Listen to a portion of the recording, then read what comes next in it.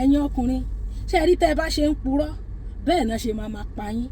Keep lying and they will keep paying you. As you lie, they will be paying you. Wọ́n máa pa yín ni ẹ mọ̀ wò wọ́n mọ̀ pa yín ni bẹ́ẹ̀ bá ṣe ń purọ́. Bí irọ́ tẹ́ ẹ pa fóbìnrin bá ṣe pọ̀ sí bẹ́ẹ̀ ni level ikú tí ó fi pa yín ló ṣe máa severe sí. Mo rí fídíò kan àwọn tó sẹ́yìn fídíò yẹn sí mi wọ́n tó 8 lẹ́nu àná sẹ́ni níbi woman kan tí wọ́n ní ọkọ purọ́ pé cousin lọ́mọ òun ṣe rí tábàtì ẹ̀ láti bí pẹlẹbẹ mọ́ọ̀lẹ̀ jẹ ìlérí agádàmbú tọ́lọ́ǹgàn ò impose lé wa lórí tẹ̀yìn ọkùnrin impose léra yín lórí ìlérí tẹ́ ẹ mọ̀ pé ẹ lè ever múṣẹ láyé táwọn ancestors àwọn great grandfather wa ò múṣẹ fáwọn great grandmother wa tẹ́yìn wá dédé fabricate tẹ́ ń ṣe fáwọn obìnrin àwọn ìlérí yẹn the more you keep promising them the more they will keep stripping you naked and they will keep stabbing you. Lábẹ́ comment section post yẹn mo rí tí woman kan sọ wípé ẹnìkan ó stab ọkọ ẹ̀ to death nítorí that same thing. Ẹ má tanra yín jẹ àwọn ìlérí tẹ́ lè múṣẹ àkọ́kọ́ kọ́kùn sọ fún ọ pé wọ́n nìkan ló wọ́n mọ̀ ọdún tí kú èyà wọn ìlérí hùn ṣàṣà lọkùnrin tó lè múrù ìlérí ìṣe kò sí bó bá ti fi rọ́bẹ̀rẹ̀ relationship kò lè work out. Ẹlẹ́ẹ̀kejì kọ́kùn sọ fún ọ pé òun ò ní léyàn mí lẹ́yìn rẹ̀ kì í ṣe gbogbo èèyàn ló lè mú ìlérí ìṣe mí ní òsáwọn tán lè mú iṣẹ́ o kẹ́yìn onísọkúsọ kan tó wá bá mi comment section mi ò ní òsí but àwọn tán lè mú iṣẹ́ they are in their minority then àwọn tán fẹ́ mú lérí yẹn ṣe àwọn obìnrin ò jẹ́ kó rọ̀ wọ́n lọ́rùn lórí ètò purọ́ tí ìbá ṣe wípé ọlọ́run mọ̀ ṣe wá ní aláìmọ̀ọ́ṣe you deny your own personal daughter ọmọ tó o fokó ẹbí nítorí ìbẹ̀rù obìnrin bíbélì ní nítorí ìbẹ̀rù kú ó ní wọ́n sì fira wọn sínú ìgbèkùn ó ní àwọn ojo àwọn òpùrọ́ àwọn ẹlẹ́tàn gbogbo wọn ó ní they will find their reward in the lake of fire ó ní because of the fear of death they put themselves into bondage nítorí ìbẹ̀rù ó sì fira rẹ̀ sínú ìgbèkùn because ìgbèkùn lèmi ríru láìfù yẹn sí fún irú ọkùnrin yẹn tẹ́ bá kíyèsí fídíò yẹn dáadáa ẹ ti rí i pé ojo ìbẹ̀rù òun ló fà á tí ọkùnrin yẹn fi purọ́ nítorí ọkùnrin yẹn ṣe ò dáa he is a liar he is a betrayer ó purọ́ fún un pé ọmọ òun kì í ṣe ọmọ òun wípé ọmọ ẹ̀gbọ́n òun àbí ọmọ àbúrò òun lóbìnrin ní nínú mọ́ jẹ́ niece ṣé ẹ rí ní tẹ̀yìn ọkùnrin ò mọ̀ ní wípé obìnrin tẹ́ ń bẹ̀rù tẹ́ ẹ̀ fẹ́ jẹ́wọ́ fún obìnrin yẹn by the time tó bá padà mọ̀ kò ní treat yín nítorí pé ẹ bẹ̀rù òun yóò treat yín yóò yàkáyámà yín bíi pé ẹ exist ni what the man did is wrong but woman yẹn reaction yẹn ti pọ̀ jù and she will react that way nítorí wípé téèyàn bá ti bíbélì lè gbé ní fẹ́ni tó fẹ́ lẹ́ran ara sí gbẹ́kẹ̀lé kí lẹ̀ ń purọ́ fún ọmọ tó fokó ẹbí okó tó fi bí ọmọ ṣọ́mà ń lo fi bí àwọn ọmọ yòókù tí wọ́n ń sọ fún pé go upstairs ṣọ́mà leave my house ó máa send ẹ wo ìwọ gan ò ní wọṣọ kúrò ńlé ìwòwò ló máa kúrò ńlé ìgbésẹ̀ tó fẹ́ gbé tó wà bold enough láti sọ fóbìnrin pé this is the step I want to take irú èèyàn tí mo jẹ́rìí ò lè sọ even obìnrin míì náà ń purọ́ ẹ wá imagine irú ìwà tóbìnrin yìí wù tọkùnrin yìí wù rádà àwọn wo gender wo ló ń wùwà yẹn jù ṣé bóbìnrin ni ó ti bímọ rí tí ó lóun ò bímọ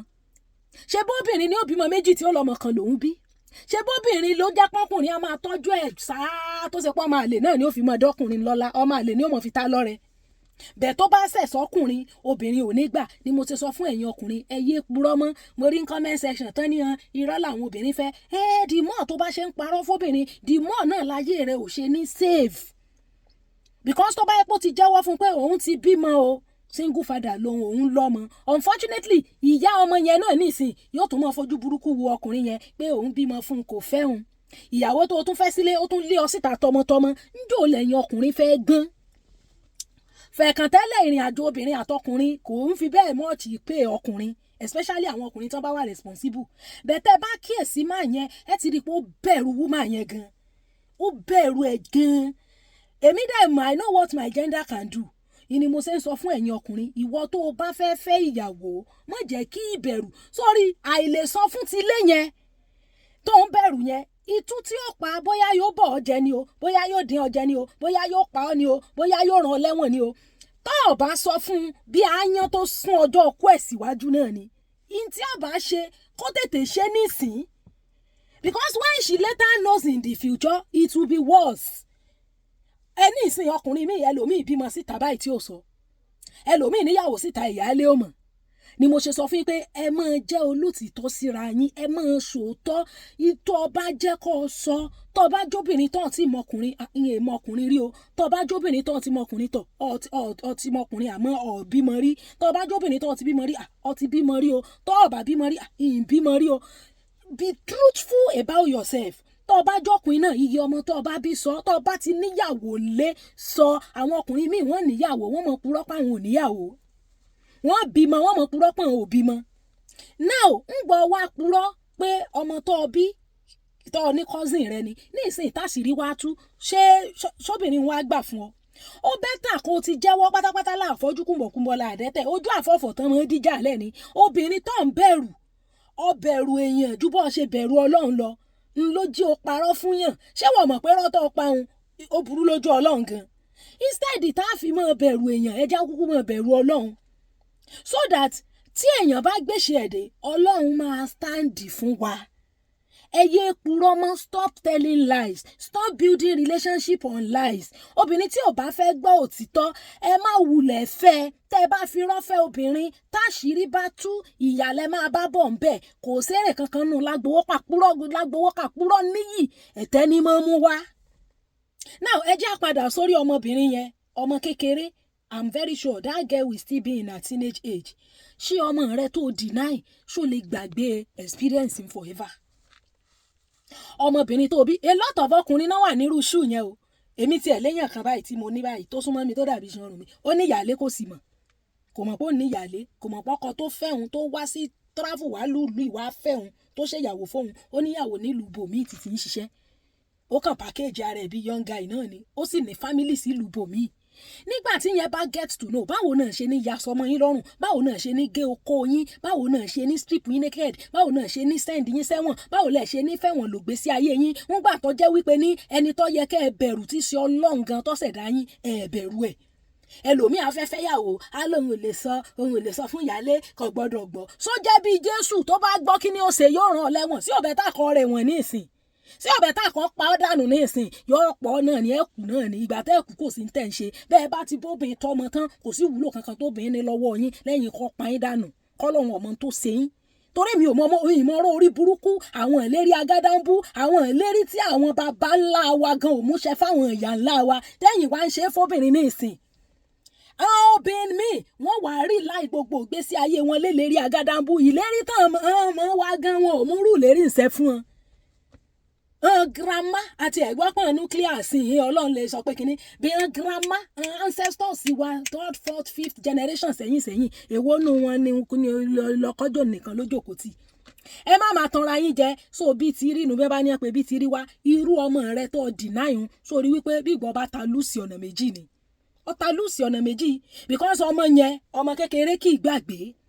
Ọmọ yẹn ò lè gbàgbé experience yẹn. Èyí tó tiẹ̀ tún wá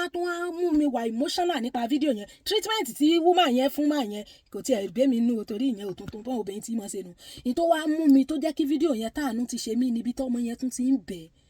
ń bẹ̀ báyìí títí ń rawọ́ pé kó jọ ní get out of my house. Ó máa lé ọmọ rẹ jáde ni. Ṣé ìwọ mọ̀ pé okó tó fi bí àwọn ọmọ tí èyí tó ń bínú ìbí tó bí fún ọ okó náà ló fi bí ọmọ iṣẹ́ ọmọ àwọn ọwọ́ amọ́ ọmọ ọlọ́mọ wá mójú ọmọ ọlọ́mọ wá rí rẹ́dẹ̀rẹ̀dẹ̀ ń lu èbò. Nílùú obìn nílùú tó bìn á sọ fún ẹ pé kò jòkó síbẹ̀ yẹn wọ́n bí ẹ̀dá kọ́ ọmọ jòkó ọwọ́ àfojú ọmọ ẹ̀rí rẹ́dẹ̀rẹ̀dẹ̀ ṣé tí ìyá aṣọ ọmọ ọ̀hún tó bá ń rí ọmọ rẹ̀ bá ń lórí afẹ́fẹ́ sẹ́nu rí ọmọ dùn nítorí ìbẹ̀rù obìnrin. Ó ní nítorí ìbẹ̀rù kú wọ́n sì fira wọn nú gbèkùn pẹ̀lú rọ agádánbù lérí tí ò lè lè mú lérí ìṣẹ́ tí Jésù ó fi dé tẹ́ mọ̀ ṣe fóbin ẹ máa jẹ́ kí wọ́n mọ̀ kẹ́ mọ̀ promise heaven and earth. The more you promise heaven and earth the more your life is not secured. Torí gbogbo òfin yẹn man made theory ni kò Ọlọ́run ò ní ká mọ̀ ṣerú hàn lérí bá ń fúnra wa Ọlọ́run nìkan ni 100%. Tó bá ṣèlérí fún yàn tẹ́ni yẹn ò fún ọ ní ayé tí ó dẹ̀ lọ́rùn láti mú kí lérí yẹn gan kó lè múṣẹ ibo ló fẹ́ gbé gbà and that person will feel cheated. Ambọ̀sibọ́sí ọkùnrin yẹn ó ṣe tí ò dáa because ó purọ́ kí lè tó purọ́ because you are covering up. Kò sí bẹ́ẹ̀ ṣe pọ́nrọ́ lẹ́gbìnrin tó yọ jáde náà ni ọmọ yẹn ò lè gbàgbé experience yẹn. Oore ọ̀fẹ́ Ọlọ́run nìkan ló lè fi forgive bàbá rẹ̀. ìyá tó bí ọmọ yẹn náà òun náà ní nǹkan against ẹ pé òun bímọ fún ọ ọ̀fẹ́ òun ẹlẹ́ẹ̀kejì ìyàwó tó wá fẹ́ gan òun náà tún ti lé ọ bọ́ta ṣe rí pé ẹ̀yin ọkùnrin your reward is in heaven reward yín heaven ló wà bẹ́ẹ̀ ni ẹ má fi irọ́ bẹ̀rẹ̀ ìrìn àjò pẹ̀lú ẹnì kankan irọ́ ò lè keep anything if you keep making fake promises they will keep paying you wọ́n máa pààyàn yín ní kódà kò sí nǹkan tẹ́ ẹ lè ṣe. They will continue to strip you naked. They will continue to buy you the more you are making fake promises. Bẹ́ẹ̀ ni mo sọ fún yín ẹ má máa tanra yín jẹ ṣé ẹ dẹ̀ rí nígbà míì tí ayé bá favour àwa tá a jẹ́ one particular gender ẹ já mọ́ fura ó favour eléni ó lè favour ẹlòmíì lọ́la because life is a pendulum life is unpredictable àwọn ọmọ tá a mọ̀ tánú gbà míì ọmọ mọ́ padà wúlò lọ́jọ́ iwájú ọmọ tó ní ọmọ lọ ọ̀fẹ́ rí a máa ṣèyàwó ọkọ rẹ lọ́mọ ní ṣe ń bá ọmọ tó bí ni kò sáà ní sùn sí bàbá rẹ̀ ó ní gbogbo ẹ̀dá wáíwáí òjò lè bẹ̀rẹ̀ sí ní rọ̀ nísìn kó ṣe pé àwọn páànù tá a ti sá fún pé wọ́n ń hìtì wọ́n ń gbóná kó ṣe pa bẹ́ẹ̀ páànù láwàásá sígbà tó jò bá dé bí life ṣe rí nìyẹn life alone is enough to humble us because tomorrow is pregnant you don't know who will be strong.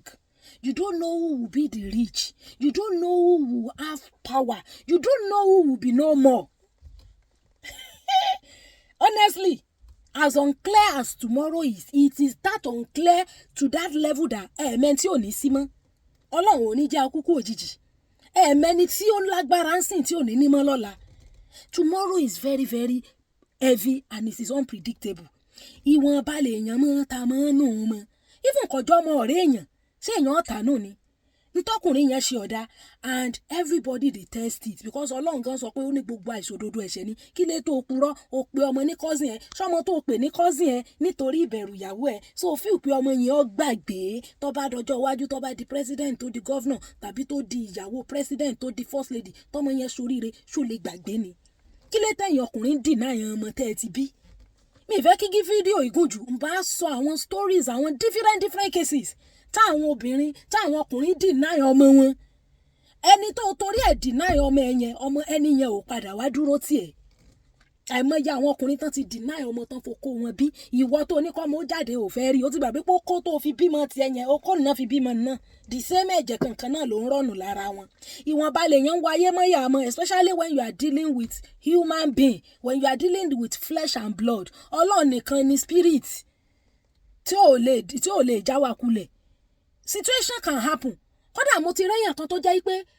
èèyàn tó fún lóyún ní 30 something years ago tó deny oyún yẹn kò mọ̀ pé ẹni yẹn padà bímọ yẹn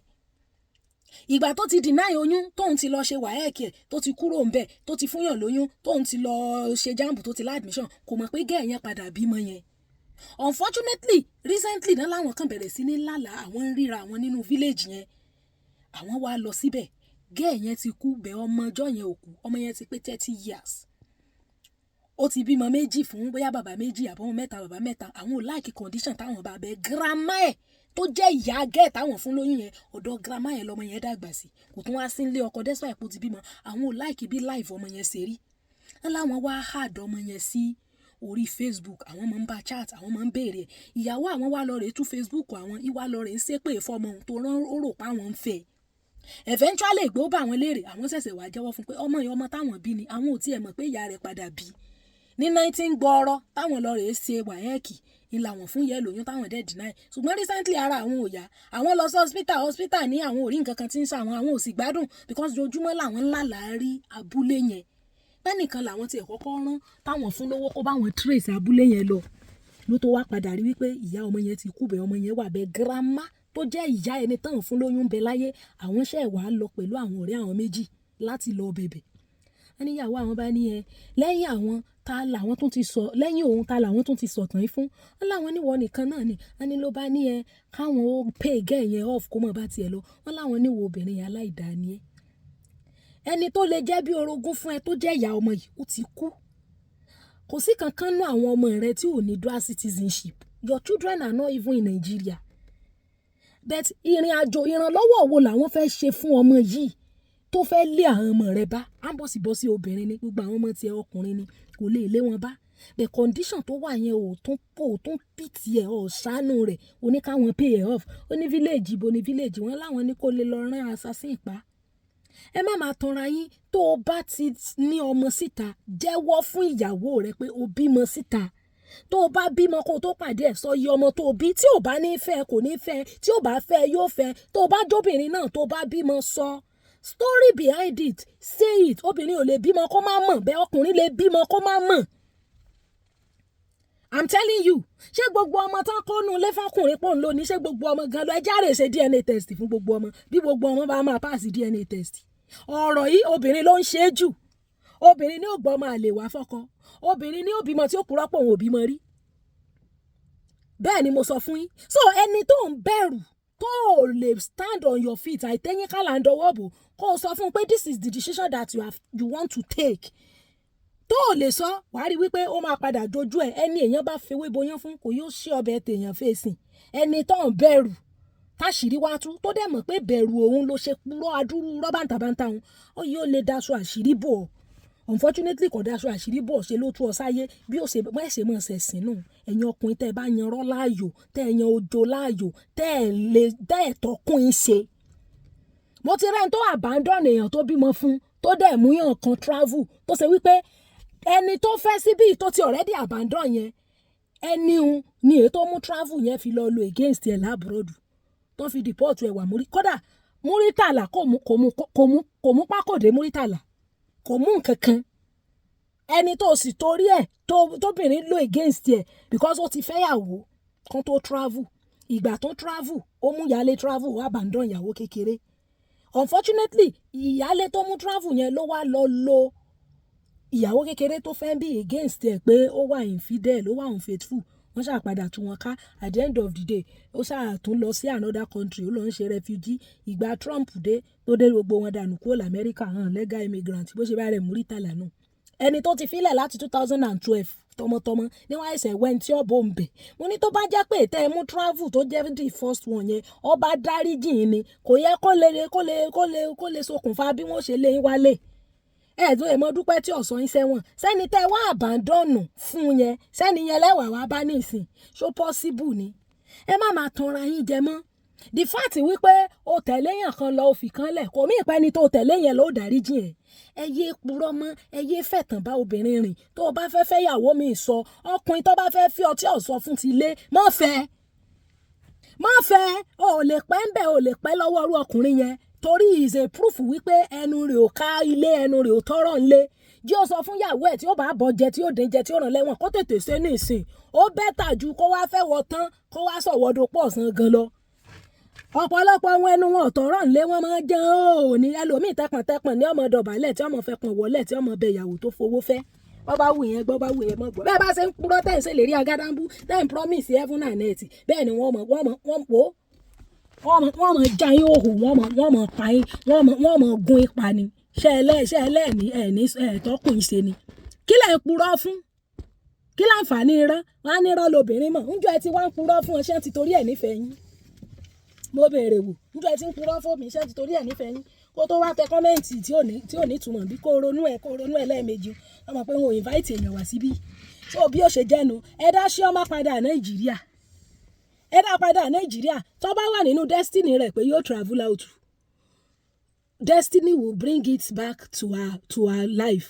Ìwọ ọkùnrin náà ló bá ti ṣe pé kinní tó ti jẹ́ pé you are living at the mercy of obìnrin máa padà bọ̀ nílé bóyá bọ́ bá wá ọ́sùn bí ọdún mélòó Ọlọ́run tún lè ṣe kọ́lọ́run tún help ẹ kó tún lóore ọ̀fẹ́ àti travel lápò ọ̀dọ̀ ààrẹ sọ̀ká ní ààrẹ kò ní jẹ́ pé you be living at the mercy of a woman being obìnrin for that matter ọ̀rọ̀ tèmi ò lópin o bá rí kọ́mẹ́ǹtì tí ọ̀gbádùn lórí péèjì mi bí òwò péèjì mi mọ́ fọ́ ẹ̀ bá ti Jésù èdè ni wọ́n ránṣẹ́ sí yàn náà tẹ́lẹ̀tẹ́lẹ̀ ẹ ṣeun.